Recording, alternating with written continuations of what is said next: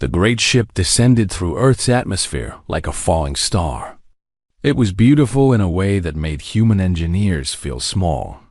The vessel had no sharp edges, no visible engines, no seams where metal met metal. It simply existed perfect and silent, as if the universe itself had carved it from light. Ambassador Kethral stood at the viewing window and watched the blue planet grow larger. He had seen many worlds in his 300 years of life. He had walked on crystal plains and swam through oceans of liquid gold. But he had never seen a world quite like this one. It was chaotic. Violent storms swirled across its surface. Its continents were scarred by mountains that still spat fire. Its oceans churned with currents that could crush starships. A death world, his assistant Miravel said softly. How did anything survive here? Kethral did not answer. He was already scanning the planet with his mind, reaching out to touch the thoughts of its inhabitants. What he found confused him. The dominant species was weak. Incredibly weak. They had no natural armor, no claws, no venom. Their bodies were soft bags of water wrapped in thin skin. They lived for less than a century. They could not even breathe underwater or survive in the cold vacuum of space without machines. And yet they had built cities. They had split the atom. They had reached for the stars. Curious creatures, Kethral murmured. We shall see what use they might serve. The orbital council station hung above Earth like a silver crown. It was humanity's greatest achievement, a place where all the nations of the world sent their representatives. Today, those representatives stood in nervous silence as the Velthari delegation glided into the main chamber. The Velthari were tall and slender, with skin like polished marble and eyes that glowed with soft inner light. They moved without sound, their robes flowing behind them like water. When they spoke, their voices seemed to come from everywhere at once, bypassing ears and speaking directly to the mind. We are the Velthari Dominion, Kethral announced. We have ruled the Arian Arm for 12,000 of your years. We come to assess your species for integration. Captain Elena Vasquez stood at the back of the human delegation. She was not a diplomat. She was a soldier, a decorated officer of the Earth Defense Force. She had been invited to observe, nothing more. But as she watched the aliens glide across the floor, she felt something cold settle in her stomach. She had seen that look before. It was the look of someone who had already decided you were beneath them. It was the look of a predator examining prey. The assessment took 3 days. The Velthari scanned human bodies and found wanting. They tested human minds and found them slow. They reviewed human history and found it barbaric. War after war. Genocide after genocide. A species that had nearly destroyed itself a dozen times over. You are a young species, Kethral said on the final day. Primitive, violent, but you have potential for simple labor. We classify you as Tier 7, suitable for menial service to the Dominion. The chamber erupted. Diplomats shouted in protest. Security officers reached for weapons that would do nothing against beings who could kill with a thought. But Kethral simply raised one elegant hand, and silence fell like a hammer. You misunderstand, he said calmly. This is not a negotiation. This is a notification. You will submit to integration within 1 solar cycle. Your strongest will serve as laborers. Your brightest will serve as entertainment. Your world will be stripped of resources to feed the Dominion's expansion. He paused, and something that might have been amusement flickered in his glowing eyes. If you refuse, you will be removed. The galaxy has no place for species that cannot accept their proper role. Elena Vasquez did not shout. She did not reach for her weapon. She simply stood in the back of the room and watched. She watched the aliens dismiss her entire species as cattle. She watched them promise slavery or extinction with the same tone someone might use to discuss the weather. And she remembered, She remembered her grandmother's stories about the old wars, about how humanity had faced extinction before and survived. She remembered her training, the long years of learning to fight against impossible odds. She remembered every time someone had told her she was too small, too weak, too human to succeed. She had proven them wrong every single time. The Valkyrie delegation departed that evening. Their ship rose through the atmosphere and vanished into the darkness between stars, leaving behind a world in chaos. News of the ultimatum spread across every network. Panic gripped the cities. Governments fell into emergency session. Religious leaders called for prayer. Scientists called for reason. But in a quiet office deep within the Earth Defense Force headquarters, Elena Vasquez sat across from Admiral Chun, the highest-ranking military officer on Earth. "They think we're weak," she said. Admiral Chun nodded slowly. He was an old man, scarred by decades of service. He had seen humanity at its worst and at its best. He had watched nations rise and fall, and he had learned one truth that the Valkyrie would never understand. "They scanned our bodies and saw soft flesh," he said. "They scanned our minds and saw short lives. They read our history and saw endless war." He leaned forward, and his eyes were hard as iron. "They saw everything except what matters." "And what's that, sir?" The old admiral smiled, and there was no warmth in it. "They didn't see that we're still here. Every plague, every war, every disaster that should have wiped us out, and we're still here. They think our violence is a weakness. They don't understand that it's the reason we survived." Elena nodded. She understood. The Valkyrie had ruled for 12,000 years because no one had ever truly fought back.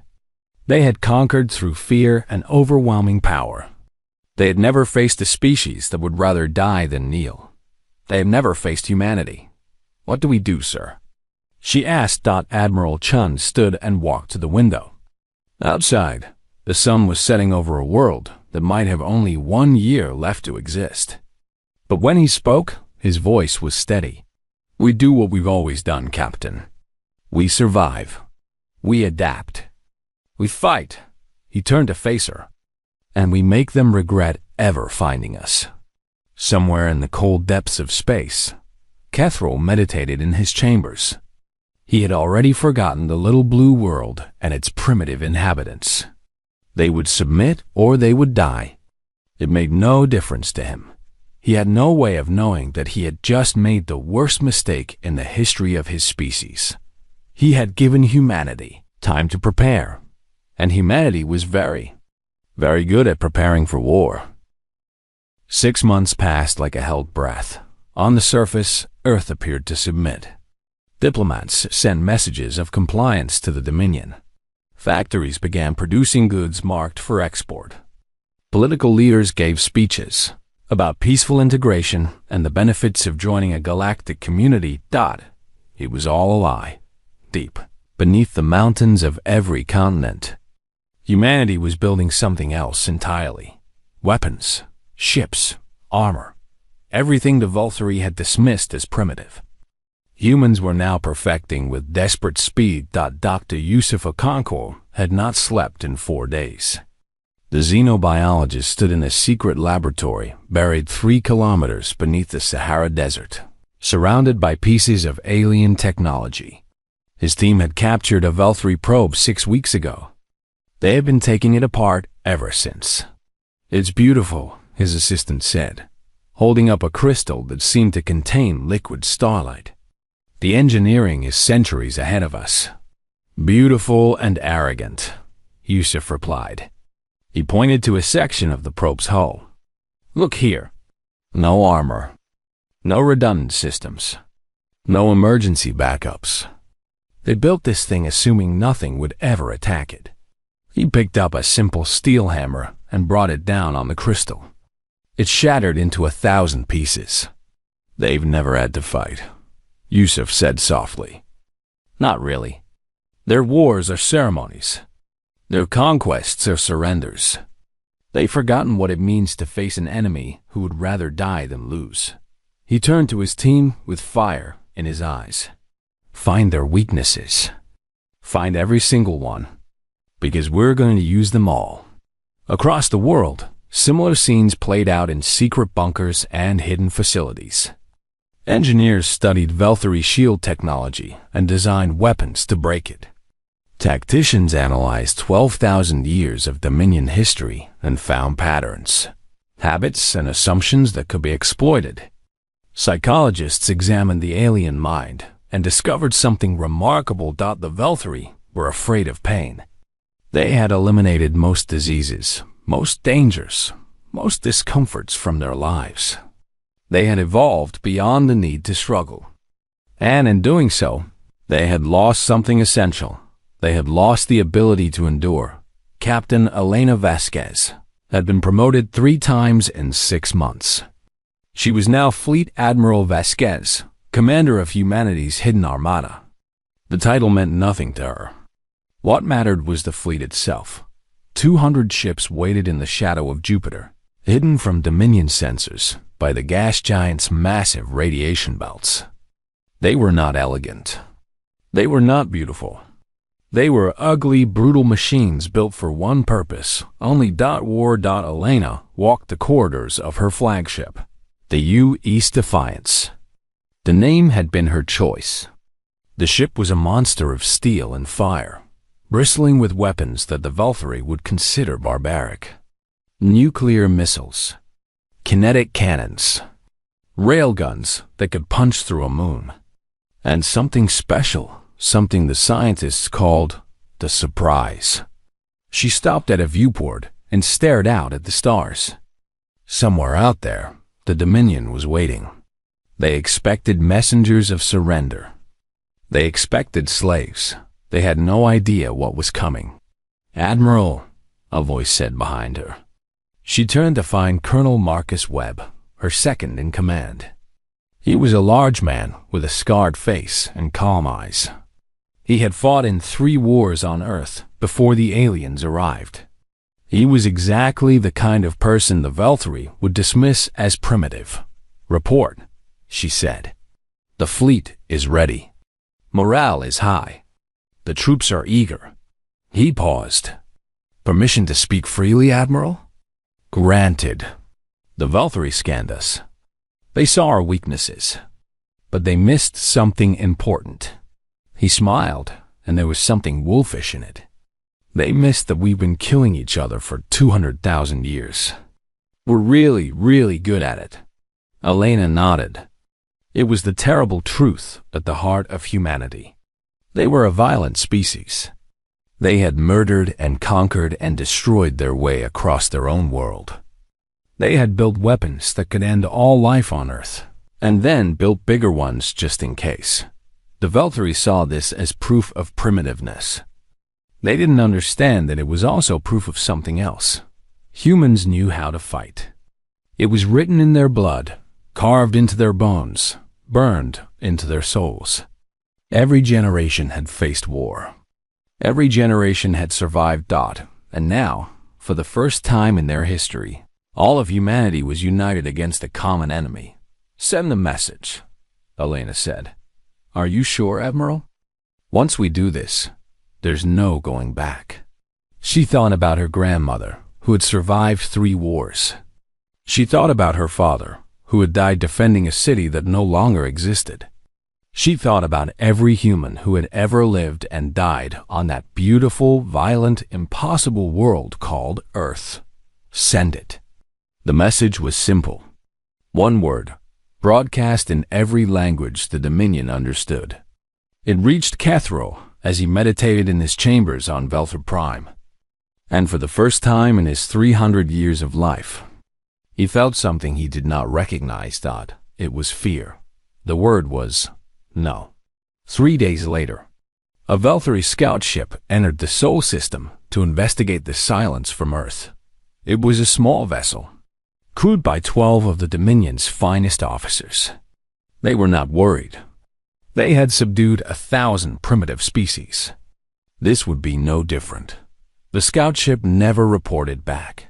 When Kethril received news of its disappearance, he summoned a war council for the first time in 800 years. The council members were confused. War was a relic of the past, a barbaric practice that civilized species had abandoned long ago. "We must send a pacification fleet," Kethril said. His voice was calm, but those who knew him well could see the tension in his shoulders. 200 ships. Overwhelming force. We will crush this rebellion before it spreads. 200 ships for one primitive world? A council member asked. Is that not excessive? Kethril thought about that single word. No. Such a small word. Such a simple word. But it had been spoken without fear, without hesitation, without any doubt at all. Send 300, he said. The Velthari did not understand what they had awakened. They had ruled for 12,000 years by being the strongest, the most advanced, the most powerful. They had never encountered a species that fought not because they could win, but because they refused to lose. They had never encountered humans, and by the time they understood their mistake, it would be far too late. In the shadow of Jupiter, Admiral Elena Vasquez received word that the Dominion fleet was coming. She stood on the bridge of the Defiance and smiled. Good, she said. Let them come. She had spent her whole life preparing for a fight. Now she finally had one worthy of humanity's attention. The war was about to begin. The Velthari fleet emerged from faster-than-light travel like ghosts stepping through a curtain. 300 ships, each one a masterpiece of engineering and elegance. They filled the space around Earth's moon with silver light, their hulls gleaming against the darkness of space. Fleet Commander Sarathkal stood on the bridge of the Eternal Wisdom, the largest warship in the Dominion's history.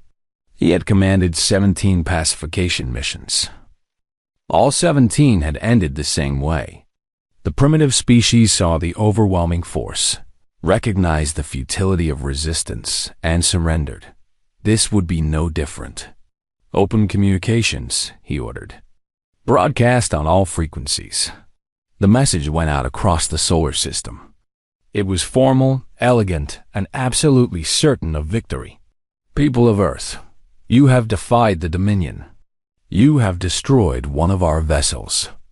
These actions cannot be tolerated. You will surrender immediately. Your leaders will be executed. Your population will be enslaved. Your world will be harvested. This is not negotiable. You have 1 hour to comply. Silence answered him. Sarathkal waited. He was patient.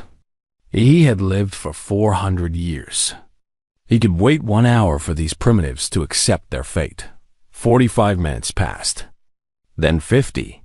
Then 50-5. At 59 minutes, his communications officer looked up with confusion in her eyes. Commander, we're receiving a transmission from the human fleet. Fleet? Sarathkal was amused. What fleet? The answer came from behind the gas giant Jupiter. 200 ships emerged from hiding, their engines burning like angry stars. They were ugly, crude, built from materials that the Dominion had stopped using 1,000 years ago. But there were a lot of them, and they were moving fast, and they were broadcasting something strange. What is that noise? Sarathkal demanded. His communications officer listened, her face twisting with confusion. It appears to be music, Commander. Primitive rhythmic sounds, drums, some kind of stringed instruments, and voices. Many voices, shouting in unison. It was an ancient human war song, broadcast at maximum volume across every frequency. The humans were announcing their arrival with the music of their ancestors, with the same sounds that had driven warriors into battle for thousands of years. They were not afraid. Sarathkal felt the first flicker of unease. All ships, he commanded, target the human vessels. Standard pacification protocol. Disable their engines and weapons. We will board them, and he never finished the sentence. Admiral, Elena Vasquez sat in the command chair of the used Defiance and watched the Dominion fleet on her tactical display. 300 ships against 200. The odds were not in humanity's favor. She smiled. All ships, she said calmly, weapons free. The Dominion expected precise, careful warfare. They expected elegant maneuvers and targeted strikes. They expected their enemies to fight the way civilized species fought. They got something very different. Human ships did not fire careful shots. They fired everything. Missiles streaked across the void in swarms. Kinetic rounds tore through space at impossible speeds. Nuclear warheads detonated against Dominion shields with the fury of small suns. The Valkyrie shields were advanced. They could stop almost anything. But they were not designed for this. They were not designed for enemies who did not care about collateral damage. They were not designed for enemies who would gladly destroy themselves if it meant taking their enemy with them. They were not designed for total war. The first Dominion ship died in the opening minute. Its shields collapsed under a barrage of 12 simultaneous nuclear strikes. The ship cracked open like an egg, spilling bodies and debris into the void. The second ship died 30 seconds later, by the 10-minute mark. 40 Dominion ships had been destroyed. Serafko could not believe what he was seeing. His fleet was being torn apart by primitives, by creatures who lived for less than a century, by beings who could barely reach for the stars. Board them, he screamed. Send warriors to capture their vessels. It was the worst decision he ever made. The Valkyrie boarding parties teleported onto human ships, expecting frightened, cowering prey. They found something else entirely. They found Marines. Private First Class Sarah Chun was 23 years old. She was small, even by human standards. The Valkyrie warrior who materialized in front of her was 3 meters tall, covered in natural armor, with claws that could cut through steel. She shot him in the face. The Valkyrie had not expected weapons. Their species had evolved beyond such crude tools. They killed with their minds, with elegant telepathic strikes that stopped hearts and crushed brains. But human minds were strange, chaotic, filled with noise and emotion, and stubborn determination. The telepathic attacks that had subdued 1,000 species slid off human consciousness like water off stone. And humans had guns. Lots and lots of guns. The boarding parties died screaming. They died in corridors filled with smoke and fire. They died facing enemies who did not stop fighting when they were wounded. They died facing enemies who laughed at pain, who smiled at death, who kept coming no matter what. One Valkyrie warrior managed to send a final message before a human soldier crushed his skull with an empty rifle. "They won't stop," he gasped. "They just won't stop." 6 hours after the battle began, it was over. 180 Dominion ships had been destroyed. The rest fled in disarray, their commanders broken by what they had witnessed. They had come to pacify primitives. They had found something else entirely. They had found humanity. Admiral Vasquez stood on her bridge and surveyed the wreckage. 43 human ships had been lost. 12,000 men and women had died. It was the worst single-day loss in human history. It was also the greatest victory. "Admiral," her communications officer said, "we're receiving transmissions from across Dominion space. Other species. Tier 7 classifications. They're cheering, ma'am." Elena nodded slowly. She understood. For 12,000 years, the Dominion had ruled through fear. They had convinced every species that resistance was futile. They had built an empire on the assumption that no one would ever fight back. Today, humanity had proven them wrong. "Send a message to Earth," she said. "Tell them we won. Tell them this is just the beginning." She turned to look out at the stars, at the infinite darkness that held the Dominion and all its terrible power. "And tell them to build more ships. We're going to need them. Far away on NovaPrime, Kethral received the news of the defeat. He sat in silence for a long time, staring at reports he could not understand. 60% of the pacification fleet destroyed. By primitives. By creatures that should have surrendered at the first show of force. What are they? He whispered that no one could answer him. But soon, very soon, the entire galaxy would learn the truth about humanity. They were not weak. They were not primitive.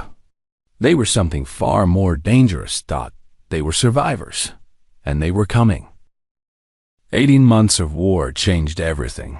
The Dominion had never faced an enemy like humanity. They had conquered through overwhelming power and the threat of destruction. But humans did not respond to threats the way other species did. Threats did not make them afraid. Threats made them angry. And angry humans were terrifying. Admiral Elena Vasquez led her fleet deep into Dominion territory. They did not fight like the Valkyrie expected. They did not form elegant battle lines, or announce their attacks, or follow any rules at all. They appeared from nowhere, struck hard and fast, and vanished before the Dominion could respond. It was chaos. It was brutal. It was exactly what humanity had been doing to each other for 200,000 years. The Valkyrie called it barbaric. The humans called it winning. On a small moon at the edge of Dominion space, a supply depot burned. Commander Rethavel watched the flames from the bridge of his damaged cruiser. He had been guarding this depot for 300 years. Nothing had ever threatened it. Nothing had ever dared. How many? He asked quietly. 5 ships, Commander. Small ones.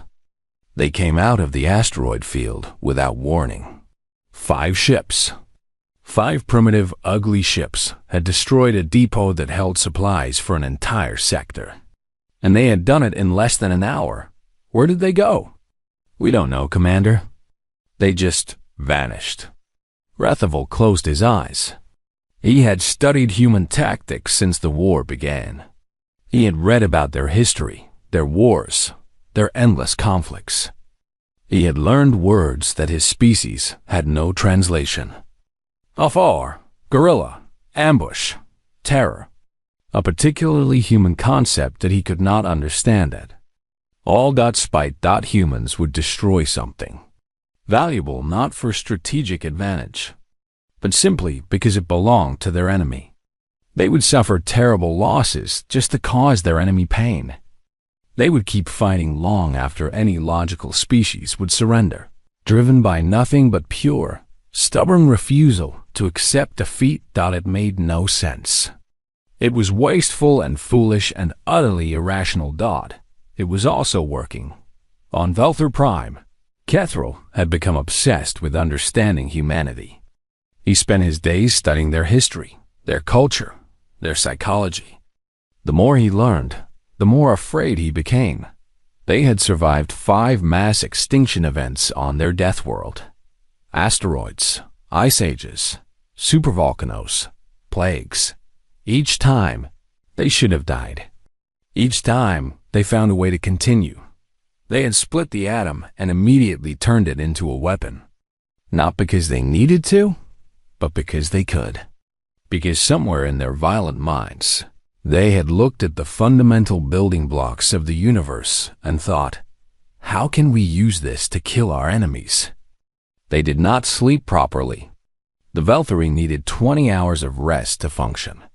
Humans could operate on 4 hours of sleep, running on stimulants and adrenaline and sheer willpower. For days at a time, they healed from wounds that would kill other species.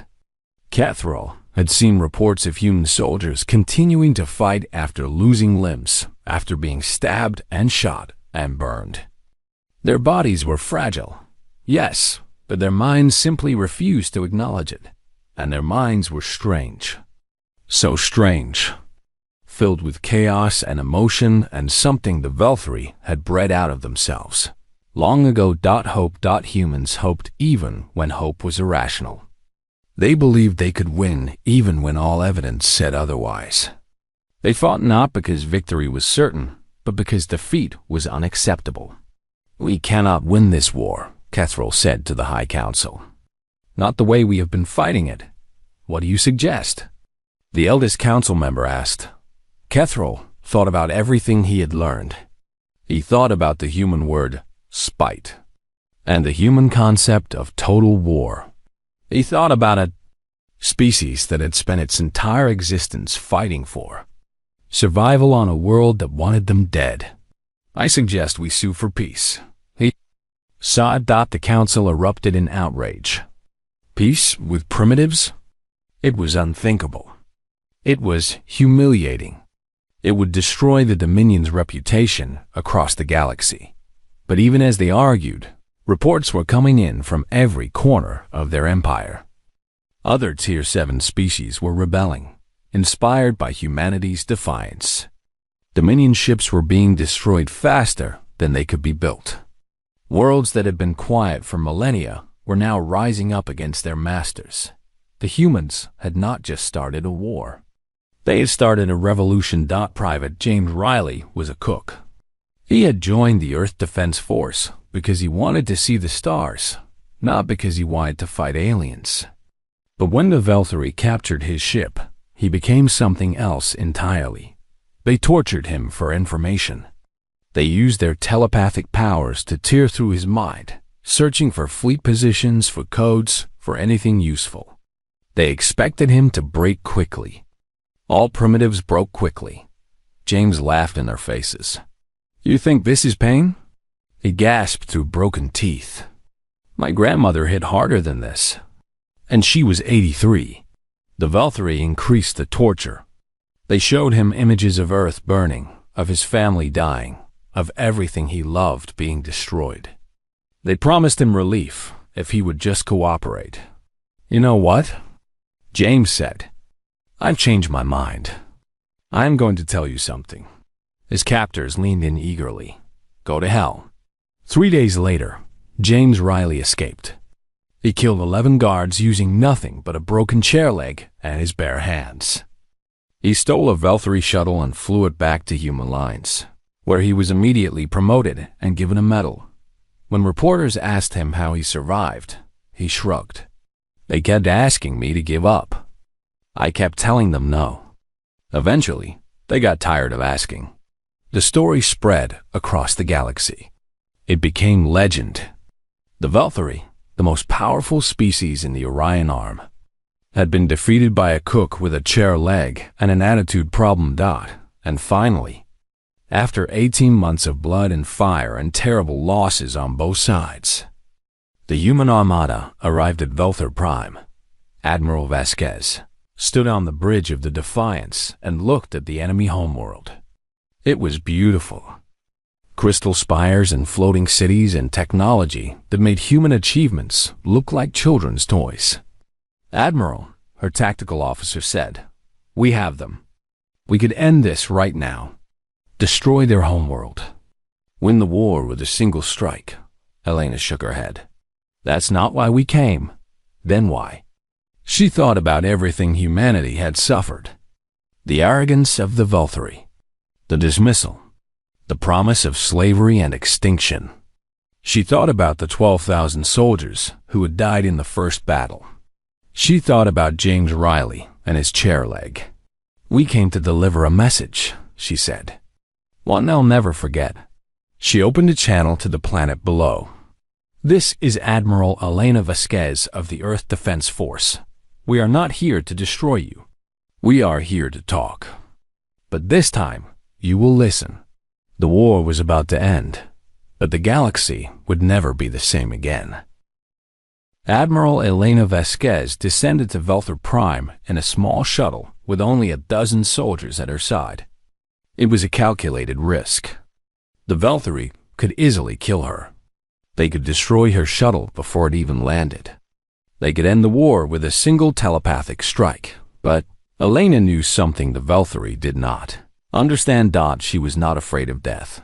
The shuttle landed in the central plaza of the capital city. Thousands of Velthari watched from the crystal towers above, their minds buzzing with fear and confusion, and something they had not felt in 12,000 Thousand years. Uncertainty. Ke to single quotes. Ral waited for her at the base of the High Council Tower. He had changed since their first meeting. His elegant robes were torn.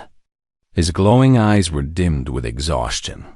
He looked like someone who had seen his entire world crumble around him. "Admiral Vasquez," he said. His telepathic voice was quiet now, almost humble. "You have won. Name your terms of surrender." Elena looked at him for a long moment. She thought about everything humanity had suffered. The arrogance, the dismissal, the promise of slavery. She thought about the soldiers who had died, the ships that had burned, the families that would never be whole again. She could demand anything. She could enslave the Velthari the way they had planned to enslave humanity. She could order the destruction of their civilization. She could take revenge for every insult, every threat, every moment of fear. "No," she said. Catherall blinked in confusion. "No, we don't want to rule you. We don't want to enslave you. We don't want revenge." She stepped forward, and her voice carried across the plaza. "We want a seat at the table. Equal status. Full respect. Nothing more, nothing less." "I don't understand," Catherall said. "You could take everything. Why settle for equality?" Elena smiled. It was a tired smile, but there was warmth in it. "Because that's all we ever wanted. You looked at us and saw weaklings. You saw short lives and soft bodies and a history of violence. You saw everything except what we really are. And what is that? Survivors." Elena gestured at the fleet hanging in orbit above their heads. "We didn't build those ships to conquer the galaxy. We built them because someone threatened our home. We didn't start this war because we wanted power. We started it because you gave us no choice." She turned to face the crowd of Velthari who had gathered around them. Thousands of aliens who had never questioned their superiority, who had never imagined that a primitive species could bring them to their knees. "Humanity doesn't want to rule," she said. "We want to explore. We want to learn. We want to meet other species and share knowledge and build something greater than ourselves. But we will not be slaves. We will not be dismissed. We will not bow to anyone who threatens our existence." She looked back at Catherall. "Do you understand now?" Slowly, painfully, Catherall nodded. He understood. For 12,000 years, the Dominion had ruled through fear. They had assumed that every species would submit when faced with overwhelming power. But humans have been facing overwhelming power since the day they first stood upright on their death world. They had faced predators and plagues and ice ages and disasters that should have wiped them out 100 times over. They had faced the endless darkness of space with nothing but determination and hope. They had never learned how to surrender. The treaty was signed 3 days later. The tier system was abolished. Every species in the Dominion was granted equal status. The Velthari remained powerful, but they were no longer masters. They were partners, whether they liked it or not, and humanity took its place among the stars. 5 years passed. The galaxy changed in ways no one had predicted. Human traders opened routes to distant worlds. Human scientists collaborated with species that had once looked down on them. Human soldiers served alongside former enemies, protecting the peace they had fought so hard to win. On a small station at the edge of explored space, a young Velthari named Miravel approached an old human veteran. The human's name was Marcus Webb, and he had been Elena Vasquez's second-in-command during the war. He was retired now, spending his final years watching the stars. "Can I ask you something?" Miravel said. Marcus smiled. He had learned to work with Velthari over the years. They were not bad people, just sheltered. They had lived so long in comfort that they had forgotten what it meant to struggle. "Ask away," he said. "What is the secret of human strength? How did your species survive when so many others failed?" Marcus thought about the question for a long time. He thought about all the wars humanity had fought, all the disasters they had survived, all the times they had looked into the face of extinction and refused to accept it. "We're too stubborn to know when we're beaten," he finally said. Mirabelle tilted her head in confusion. "That seems like a weakness, not a strength." "Maybe it is," Marcus admitted, "but it's kept us alive for 200,000 years. We don't give up because giving up isn't in our nature. We fight, we fail, we get back up, and we fight again. Over and over until we win or die trying." He looked out at the stars, at the infinite universe that humanity had finally joined. "You called us weak because we die young and break easily. But death doesn't scare us. Pain doesn't stop us. We've been fighting for survival since the day we were born. It's all we know how to do." Far away, in the deep darkness between galaxies, something stirred. It was ancient beyond measure, vast beyond comprehension. It had slumbered for millions of years, waiting for the right moment to awaken, and it was hungry. A Dominion patrol ship detected the first signs of movement. The captain, a Vulthari who had fought alongside humans in the last war, immediately sent a warning to the Galactic Council. "Unknown contact detected. Massive energy readings. Request immediate support." The council convened within hours. Representatives from 100 species gathered to discuss the threat. They studied the readings, analyzed the data, and came to a terrible conclusion. This new enemy was beyond anything they had ever faced. It was bigger than the Dominion. It was older than the oldest civilizations. It was a force that could destroy everything they had built. The Vulthari representative stood and addressed the council. "We must prepare for war," he said, "and we must request the assistance of our strongest allies." He paused, and something that might have been a smile crossed his elegant face. "Send for the humans." Across the galaxy, humanity answered the call. Ships launched from 1,000 worlds. Soldiers who had thought their fighting days were over picked up their weapons once more. Scientists and engineers began designing new defenses, new weapons, new ways to survive the coming storm.